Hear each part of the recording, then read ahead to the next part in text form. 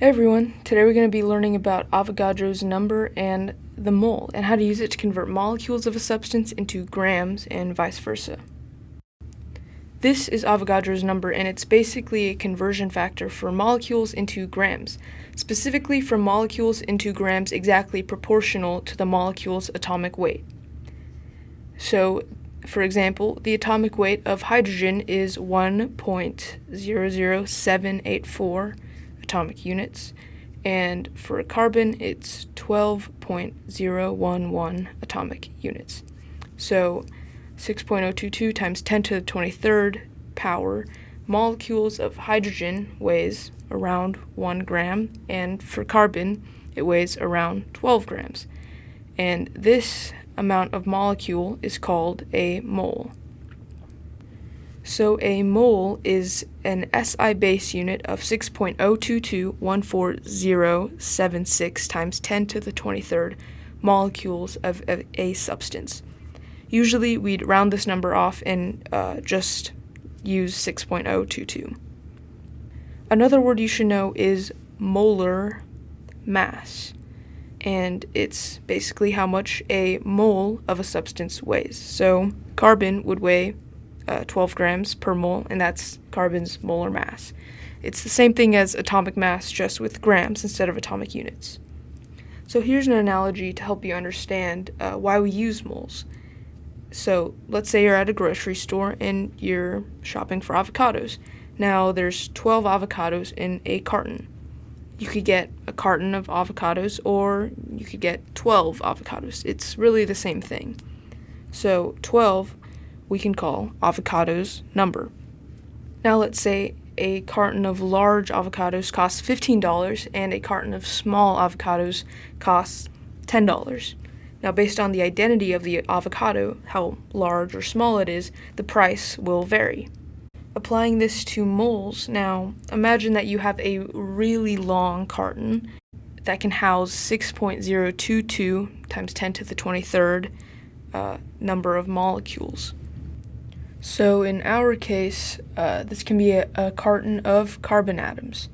And based on the identity of the molecule, we can say this weighs 12.011 grams. So 1 carton is equal to 1 mole, and instead of 12, we have 6.022 times 10 to the 23rd.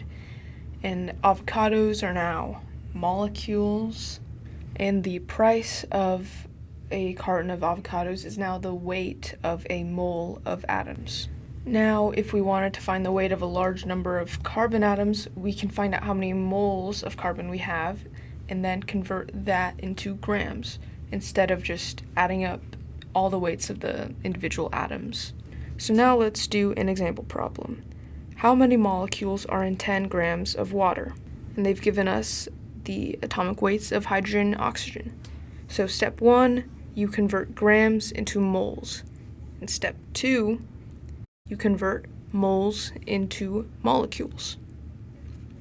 Now we know we have 10 grams of water, but we don't know how many moles that is. That could be 20 moles, that could be half a mole. So in order to find out how many moles we have, we need to find out how many grams are in 1 mole of water. Now we add up 2 hydrogens and 1 oxygen, just rounding, that would be 1 plus 1 plus 16, and that would equal 18 atomic units per H2O molecule. Now we know 1 mole of H2O will equal 18 grams. We currently have 10 grams, meaning we have less than a mole, and to find out how many moles we have, we just do 10 grams divided by 18 grams. That should equal X moles over 1 mole. And we cancel out grams and moles, and we get 5 over 9 moles, which convert into decimals is 0.55 repeating moles. Now for step 2, we need to convert moles into molecules. So we have 0.55 repeating moles, and we know that 1 mole is equal to 6.022 times 10 to the 23rd. So we have 0.55 moles, and we know how much 1 mole is. we just need to multiply how many moles we have by how many molecules are in 1 mole. So we do 0.55 repeating times 6.022 times 10 to the 23rd, and that equals 3.345 repeating times 10 to the 23rd. And that's it. We have how many molecules are in 10 grams of water right here. Now let's look at some other scenarios with this problem. So let's say you have the exact same problem, only instead of finding the number of molecules of H2O, let's say you have a reaction. Let's say it's H2O plus 2X of an unknown substance equals or reacts into 2HX plus 1 oxygen. And now let's say the problem is asking you to find how many molecules of HX you have.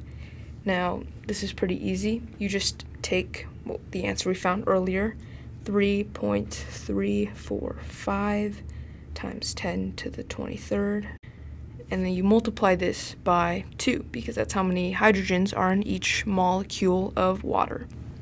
Some questions might ask you to find how many atoms are in a particular substance. In this case, it would be 3 per water, so you'd multiply the number we got before by 3. So you just have to read carefully what the problem is asking you and implement the correct steps.